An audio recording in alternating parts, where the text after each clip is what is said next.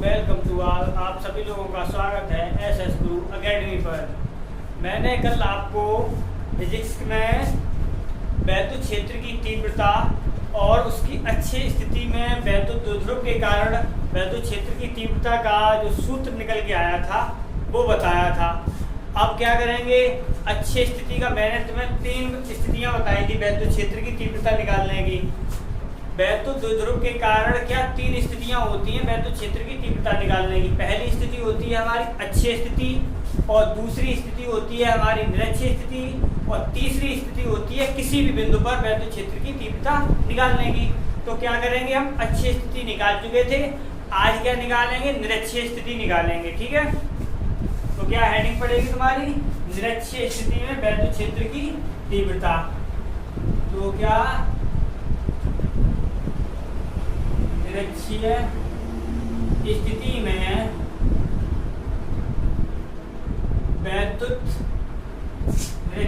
में वैद्युत द्विध्रुव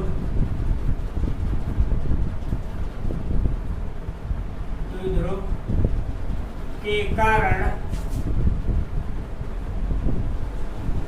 निरक्षीय स्थिति में वैद्युत द्विध्रुव के कारण तीव्रता। ठीक है, तो क्या ये निकालेंगे। अब क्या है, यहाँ पर अच्छी स्थिति का निकाल चुके थे, तो निरक्षीय स्थिति के लिए क्या करते हैं, पहले बना लेते हैं इसका चित्र। ठीक है, तो समझते हैं निरक्षीय स्थिति में कैसे क्या होता है। तो क्या है, बिल्कुल स्थिति वही होगी, कोई चेंज नहीं होगा, थोड़ा सा अंतर आएगा। जैसे कि क्या है, हम अपना एक वैद्युत द्विध्रुव बना ले रहे हैं। ठीक है, और उसमें क्या होगा तुम्हारा, जैसे कल एक वैद्युत द्विध्रुव पर विचार कर रहे थे, आज भी करेंगे, और वैसे ही एक पॉइंट ले लेंगे जो होगा हमारा P। ठीक है, तो क्या एक ये बन गया हमारा क्या, वैद्युत द्विध्रुव बन गया। ठीक है, जब वैद्युत द्विध्रुव बन गया, ये वैद्युत द्विध्रुव बनता कैसे है, एक माइनस का आवेश होता है और एक उतने ही परिमाण का प्लस का आवेश होता है। बराबर प्रकार के आवेश होते हैं दोनों। तो क्या हुआ, ये लो हमारा वैद्युत द्विध्रुव बन के तैयार हो गया, ये वैद्युत द्विध्रुव बन गया। अब क्या हमें निरक्षीय स्थिति में निकालना है, तो अच्छी स्थिति का मतलब ये होता है, इसकी ये जो डार्क मैंने की है वो होती है अक्ष। तो अक्ष की सीध में चले जाएं तो वो हो गई हमारी अच्छी स्थिति। निरक्षीय स्थिति का मतलब होता है उसके लंबवत, यानी लंबवर्धक पर। तो लंबवर्धक पर हमने मान ली ये वाले, ये मान लिया हमने R पॉइंट पर। अब क्या करेंगे, वैद्युत द्विध्रुव से दोनों पक्षों को मिला देंगे, दोनों आवेशों को। तो ये दो तुम्हारा बन गया वैद्युत द्विध्रुव, और निरक्षीय स्थिति में पॉइंट बन गया हमारा क्या, P। ठीक है, ये दो बन के हो गया तैयार। ये रहा हमारा कोण थीटा। ये प्लस Q के कारण वैद्युत क्षेत्र की, ये पॉइंट P हो गया। प्लस Q के कारण जो वैद्युत क्षेत्र की तीव्रता है वो हो गई हमारी E1, जो कि ये गई, और माइनस Q के कारण हो गई हमारी E2, जो ये आ गई। तो ये रही हमारी E2, ये रही हमारी E1। ठीक है, अब क्या करेंगे, इसकी रिजल्टेंट तीव्रता निकालेंगे। तो रिजल्टेंट यानी परिणामी तीव्रता वो हो जाएगी हमारी ये, तो ये हो जाएगी हमारी क्या, E। ठीक, अब यहाँ से क्या डॉट डॉट चाहो तो ऐसे कर सकते हैं। अब क्या हम यहीं पे बनाते हैं इसके लंबवत भी घटक, क्योंकि लंबवत घटक और लेंगे, लंबवत घटक लेंगे।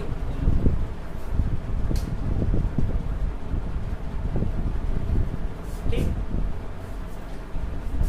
ये मध्य बिंदु हो गया O, यहाँ से लेके ये हो गई हमारी L, और ये भी हो गई हमारी L। ठीक, तो क्या है, बिल्कुल वही लैंग्वेज। क्या निरक्षीय स्थिति में एक वैद्युत द्विध्रुव पर विचार करेंगे जो क्या प्लस Q तथा माइनस Q आवेशों से मिलकर बना होगा, जो हमारा क्या होगा, चाहे B यहाँ डाल दो, A यहाँ डाल दो, कैसे भी डाल दो। ठीक है, तो A भी एक वैद्युत द्विध्रुव है जो प्लस Q आवेश तथा माइनस Q आवेश से मिलकर बना है, और इनके बीच की दूरी है 2L।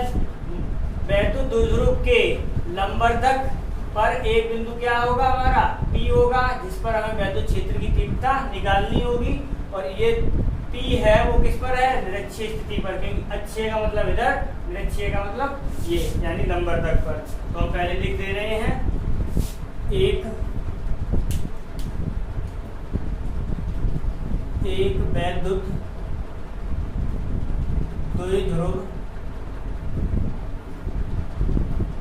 पर वैद्युत द्विध्रुव AB पर विचार करते हैं जो +Q व -Q से मिलकर बना है,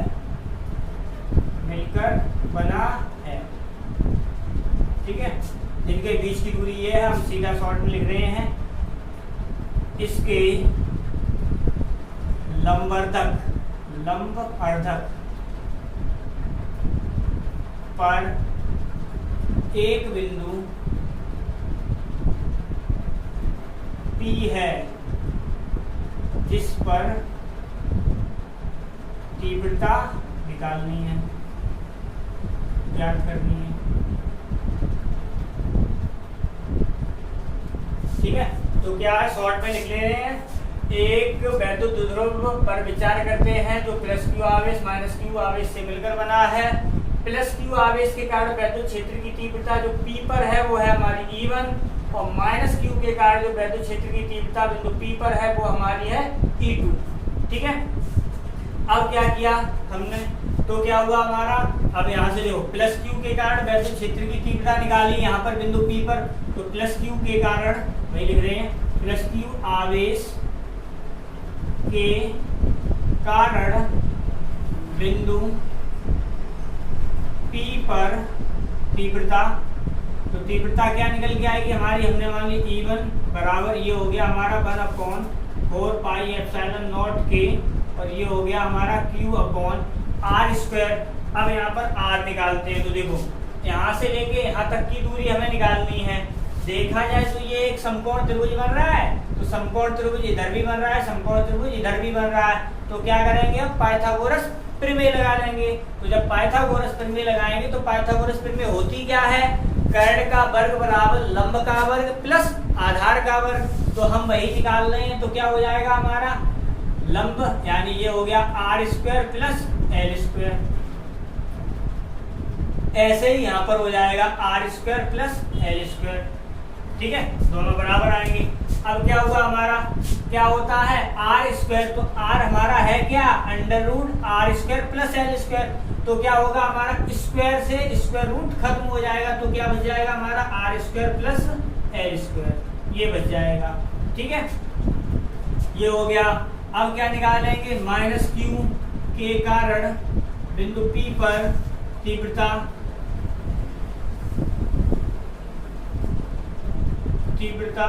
तो -Q के कारण बिंदु P पर तीव्रता, तो माइनस के लिए निकालेंगे तो क्या हो जाएगा, E2 बराबर 1/4 पाई एप्सिलॉन नॉट K, और ये भी हो जाएगी हमारी Q/r² प्लस l², ये हो गई। अब क्या करेंगे, अब यहाँ पर देखो, अब हमने क्या किया, जो हमारी E1 और E2 हैं तीव्रताएं, इनके क्या किए हमने, घटकों में से वियोजित कर दिया, लंबवत घटकों में और क्षैतिज घटकों में। तो क्या होगा, इसका लंबवत घटक हो गया ये वाले, यानी ऊपर, यानी लंबवत घटक हो गया हमारा E1 sin थीटा, क्योंकि थीटा ये रहा हमारा, तो ठीक, यहाँ पर ये बनाइए, और ये हो गया हमारा E2 sin थीटा, ठीक, ये हो गया। अब क्या यहाँ पर ये क्षैतिज घटक आएगा, तो क्षैतिज घटक को हम क्या कर रहे हैं, यहाँ पे लिख दे रहे हैं, तो क्षैतिज घटक हो जाएगा हमारा यहाँ से E बराबर हो जाएगा E1 cos थीटा और प्लस E2 cos थीटा। क्यों, क्योंकि देखो एक ही रेखा पर दोनों बनेंगे, E1 cos थीटा और E2 cos थीटा, ये लंबवत होंगे। अब क्या है, E1 sin थीटा और E2 sin थीटा। अब E1 और E2 के मान चेक करो, देखो बराबर लिखे हैं, लेकिन यहाँ पर क्या दिशा एक ऊपर जा रही है और एक नीचे आ रही है, तो क्या होगा, लंबवत घटक एक दूसरे को कैंसिल कर देंगे, यानी E1 sin थीटा से E2 sin थीटा कैंसिल हो जाएगा। तो इसका मतलब क्या हुआ, हमारा लंबवत घटकों के कारण बिंदु P पर जो वैद्युत क्षेत्र की तीव्रता होगी वो शून्य हो जाएगी। ठीक है, अब बचा क्या हमारा क्षैतिज घटक, तो इसका मतलब क्या है, बिंदु P पर जो तीव्रता होगी वो हमारे किसके कारण होगी, क्षैतिज घटकों के कारण होगी। तो अब हम क्या करेंगे, बिंदु P पर परिणामी तीव्रता निकालेंगे। तो हमने जो बता दिया, लंबवत घटक के कारण कैंसिल हो जाएगी और क्या तुम्हारी क्षैतिज घटक के कारण जुड़ जाएगी। तो बिंदु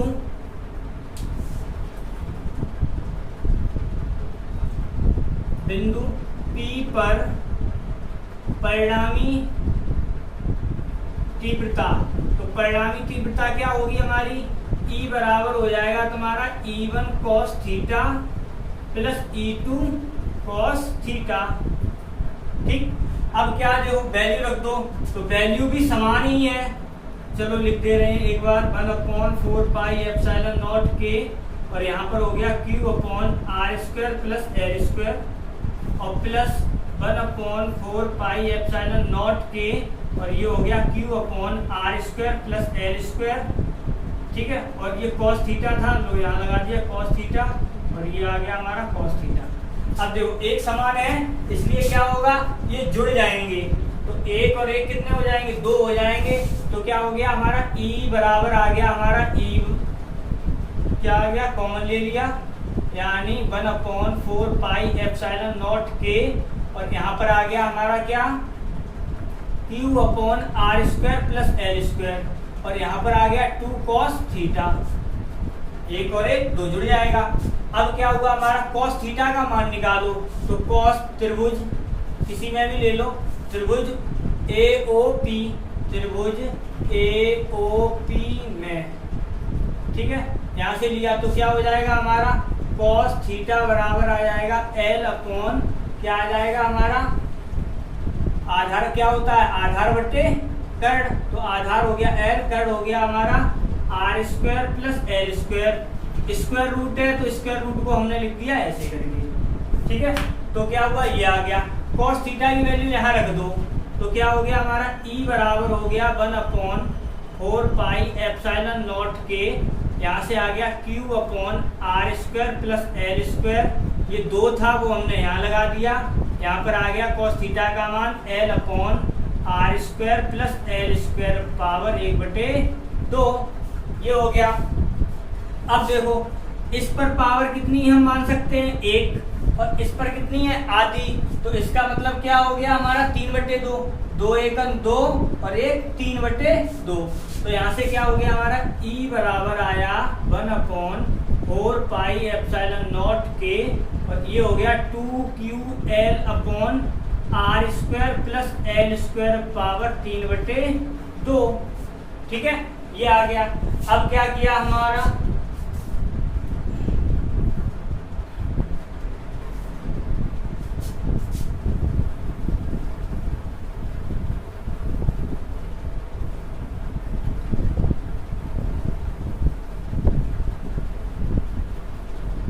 तो ये हो गया। अब देखो यहाँ से आगे चलते हैं, तो क्या हुआ हमारा, P बराबर क्या होता है हमारा, P बराबर होता है 2QL। ये होता क्या है, वैद्युत द्विध्रुव आघूर्ण, तो वैद्युत द्विध्रुव आघूर्ण। ठीक है, तो ये होता है। अब यहाँ पर रख दो, तो E बराबर क्या हो गया हमारा, 1/4 पाई एप्सिलॉन नॉट के, और ये हो गया P/r² प्लस L² पावर 3/2। ठीक है, 3/2 आ गया। अब यहाँ से क्या हुआ हमारा, यहाँ से चेक करो, L का मान R की तुलना में छोटा है, जो L इतना है, R कितना बड़ा है, तो R बड़ा है, L छोटा है। तो अब क्या करेंगे हम, L is very very less than R, यानी क्या हुआ हमारा, L² का मान R² की तुलना में नगण्य मानने पर, नगण्य मानने पर, तो नगण्य मानेंगे तो उसे छोड़ देंगे। तो इसका मतलब E बराबर आ गया हमारा 1/4 पाई एप्सिलॉन नॉट के, और ये आ गया P/r² पावर 3/2। 2 से 2 कैंसिल हो गया, तो क्या आ गया, 1/4 पाई एप्सिलॉन नॉट के, और ये आ गया P/r³।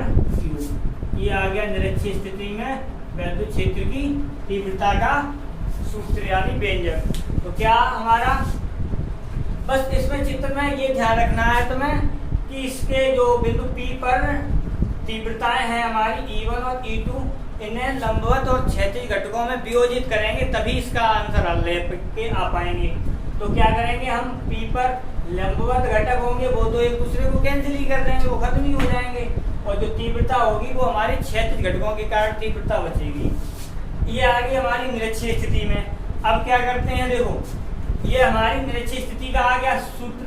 अब क्या हुआ हमारा अक्षीय स्थिति का लिखते हैं। तो अक्षीय स्थिति का क्या था, 1/4 पाई एप्सिलॉन नॉट के। अगर निर्वात की बात की जाएगी तो के बराबर कितना हो जाएगा, 1, कहानी खत्म। अब P उसके लिए क्या था, 2P/r³। किसके लिए, अक्षीय के लिए। तो हमने यहाँ पर अक्षीय लिखा, ठीक, और यहाँ पर मान लिया हमने निरक्षीय। अगर इसका इसमें भाग कर देंगे इस वाले का, तो यहाँ पर क्या होगा, E अक्षीय/E निरक्षीय बराबर तुम्हारा बचेगा जाके सिर्फ 2। चेक कर सकते हो, इसका इसमें भाग करोगे तो 2 बच जाएगा, क्योंकि 2 ये है और ये। तो इसका मतलब क्या हुआ हमारा, E अक्षीय होता है वो हमारा 2 इंटू निरक्षीय होता है। कहने का मतलब क्या होता है, अगर वैद्युत क्षेत्र की तीव्रता हम अक्षीय स्थिति में निकाल लें तो हम निरक्षीय स्थिति में निकालने के लिए क्या करें, 2 से कर दें उसमें भाग, या पहले निरक्षीय स्थिति में निकाल लें तो उसमें कर दें 2 से गुणा, तो अक्षीय स्थिति का आ जाएगा। तो इसका अगर इनका अनुपात पूछा जाए तो अनुपात कितना निकलेगा, 2:1 निकल आएगा। ठीक है, ये हो गया। अब चलते हैं किस पर, हमारी ये हो गया निरक्षीय स्थिति में। अब चलेंगे किसी भी बिंदु पर वैद्युत क्षेत्र की तीव्रता के लिए। ठीक है, तो चलो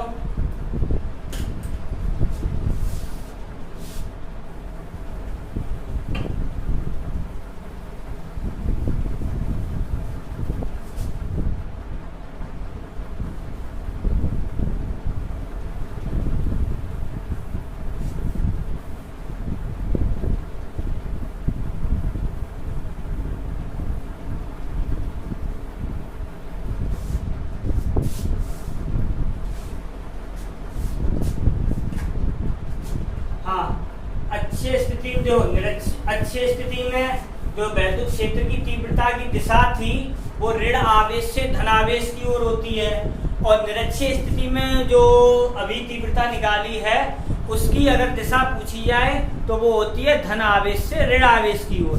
याद रखना है, अक्षीय स्थिति में ऋण आवेश से धनावेश की ओर और निरक्षीय स्थिति में धन आवेश से ऋण आवेश की ओर, और वैद्युत द्विध्रुव के अनुदिशी होती है। ठीक, ये हुआ। अब चलते हैं किस पर, किसी भी बिंदु पर वैद्युत क्षेत्र की तीव्रता निकालेंगे।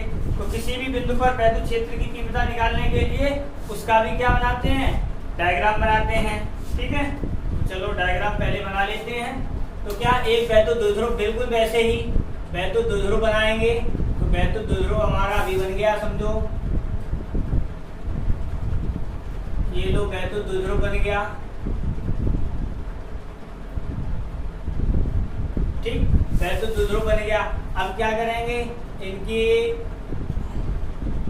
वैद्युत द्विध्रुव पढ़ा चुके हैं। अच्छा, ये वैद्युत द्विध्रुव की दिशा याद रखनी है। क्या होती है वैद्युत द्विध्रुव की दिशा, वैद्युत द्विध्रुव आघूर्ण की जो दिशा होती है वो होती है हमारी ऋण आवेश से धनावेश की ओर। तो वही अभी हम करेंगे। तो हमने क्या किया, ये वाला मान लिया हमने ऋण आवेश यानी ऋण -Q, और ये मान लिया हमने +Q। ठीक है, इसके जो P की दिशा होगी वो क्या होगी, इधर को होगी। तो हम यहाँ पे बना दे रहे हैं। तो P की दिशा होगी वो किधर को होगी, इधर को होगी। ठीक है, अब क्या हुआ हमारा, किसी भी बिंदु इसके बीच का पॉइंट यानी L हो गया। चलो यहाँ पर हमने क्या किया, किसी भी बिंदु पर वैद्युत क्षेत्र की तीव्रता मान ली, ये लो यहाँ पर मान ली हमने P। ठीक है, P पॉइंट मान लिया। अब क्या हुआ, इस पर हम क्या करेंगे, इस P के लंबवत घटक और ऊर्ध्वाधर घटक खींचेंगे।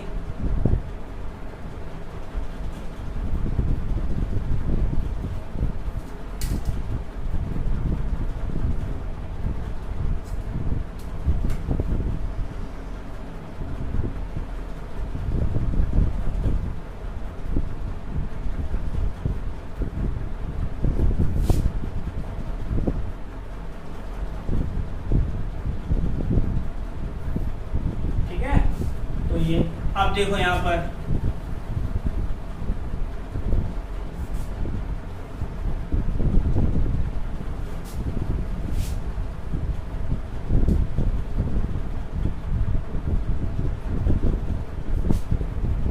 देखो ये हमारा थीटा बन रहा है, ठीक है, और P इधर है, तो ये वाला घटक हो गया हमारा P cos थीटा,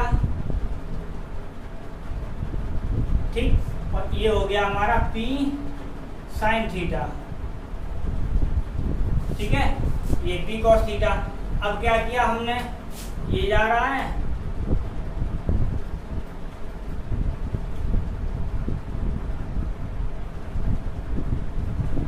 अब देखो लिखेंगे कैसे, बिल्कुल वही, एक वैद्युत द्विध्रुव जो होगा हमारा ए बी, जो प्लस क्यू आवेश तथा माइनस क्यू आवेश उसे मिलकर बना है।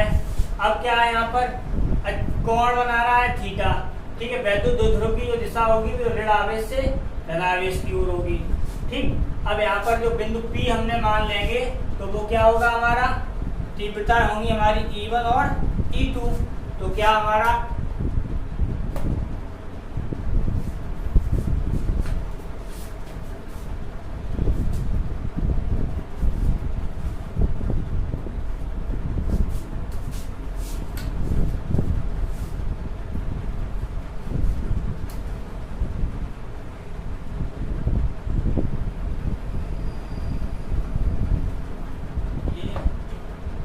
चलो अभी बनाते चलेंगे, बाद में लिखते चल रहे हैं साथ में, ठीक है।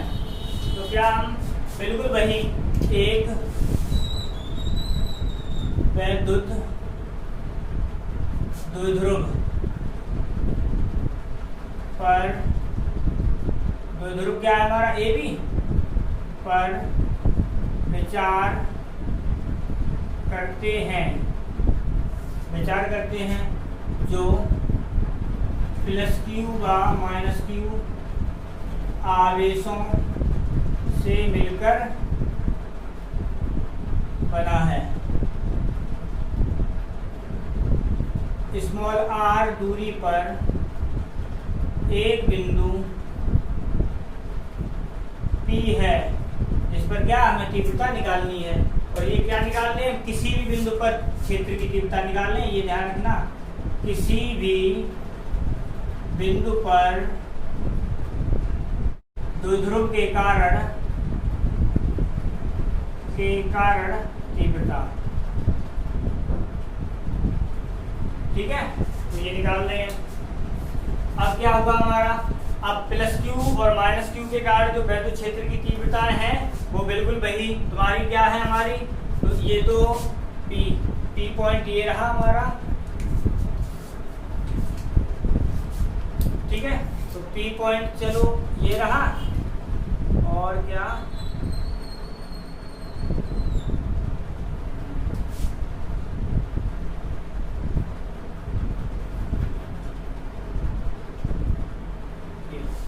ये रहा हमारा रिजल्टेंट, ये रहा हमारा E1 और ये रहा हमारा E2, ये रहा E2, ये रहा E1, ये रहा E, ठीक है, और ये रहा कोण थीटा, ठीक। तो क्या, अब बिल्कुल भाई आप देखो पॉइंट समझो, क्या देखो ये हो गई हमारी क्या लंबवत, यानी इसका मतलब अभिलंब, देखो अक्ष के अनुदिश चले तो अक्ष के अनुदिश यानी क्षैतिज घटक ये हो गया हमारा, और क्षैतिज घटक, इसका मतलब क्षैतिज घटक में क्या होता है हमारा, अगर ये बात की जाए इस पर अच्छी स्थिति में थी तो हमारी अच्छी स्थिति का मतलब ये रही, और निरक्षीय स्थिति का मतलब लंबवत घटक था, तो लंबवत घटक के लिए अभी मैंने निरक्षीय स्थिति में वैद्युत क्षेत्र की तीव्रता निकाली है। अब इसकी दूरी क्या है हमारी, यहाँ से लेके यहाँ तक मान ली हमने स्मॉल r, ठीक है, r दूरी पर, हाँ ये लिखा r दूरी पर बिंदु P है जिस पर तीव्रता हमें निकालनी है। तो अब क्या करेंगे, तो करते हैं, तो देखो हमने क्या किया, डायरेक्ट थोड़ा लिखेंगे। अब क्या है हमारा, अच्छी स्थिति में जो E1 है तीव्रता वो हमारी क्या अच्छी स्थिति में है, तो हमारी क्या है E1 जो प्लस क्यू के कारण मानी जाएगी, तो E1 वैद्युत क्षेत्र की तीव्रता वैद्युत क्षेत्र की तीव्रता वो क्या है हमारी E1 वैद्युत क्षेत्र की तीव्रता अक्षीय स्थिति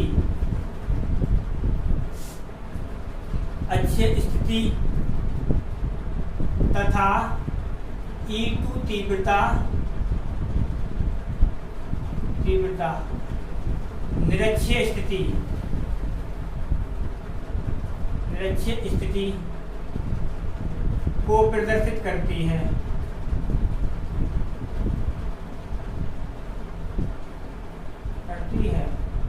यानी क्या है, अब क्या हमारा अच्छी स्थिति की और निरक्षीय स्थिति की तीव्रता की बात करते हैं। तो अच्छी स्थिति में वैद्युत क्षेत्र की तीव्रता क्या थी तुम्हारी, E1 बराबर अच्छी स्थिति की बात कर रहे 1/4 पाई एप्सिलॉन नॉट के। अब क्या था तुम्हारा वहां पर Q/r², तो r की जगह तो r² ही है। अब यहाँ पर क्या होगा हमारा, पहली बात तो ये है वो सॉरी अच्छी स्थिति में क्या आई थी 2p/r क्यू आई थी।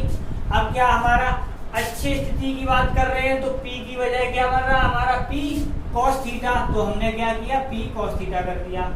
अब E2 किया तो E2 किया 1/4 पाई एप्सिलॉन नॉट के। यहाँ पर अभी क्या आई p/r क्यू आया। अब लेकिन क्या है निरक्षीय स्थिति का मतलब इसका मतलब लंबवत, तो लंबवत कौन है p sin थीटा, तो ये हो गया हमारा sin थीटा। अब क्या करेंगे, जो परिणामी तीव्रता है हमारी E, तो वो क्या करेंगे बिंदु P पर परिणामी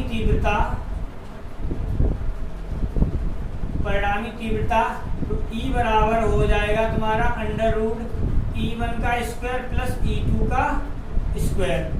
ठीक है, तो क्या हुआ हमारा E1 का मान, चलो एक बार लिख दे रहे हैं फिर स्क्वायर रूट से बाहर निकालेंगे 1/4 पाई एप्सिलॉन नॉट के, और ये हो गया 2p/r³ और ये रहा cos थीटा का होल स्क्वायर प्लस E2 ये वाला तो 1/4 पाई एप्सिलॉन नॉट के, और ये आ गया हमारा p sin θ/r³ का होल स्क्वायर होल स्क्वायर। ठीक, ये हो गया। अब देखो 1/4 पाई एप्सिलॉन नॉट का होल स्क्वायर यहाँ से और यहाँ से दोनों जगह से कॉमन है, r³ भी कॉमन है और p² भी कॉमन है, तो बाहर निकालते हैं। तो बाहर क्या निकलेगा, इतना आ जाएगा 1/4 पाई एप्सिलॉन नॉट के, यहाँ पर आ जाएगा p/r³। अब बचेगा क्या हमारा, यहाँ पर बचेगा तुम्हारा 2 का वर्ग यानी 4 ये, और ये हो गया cos स्क्वायर थीटा।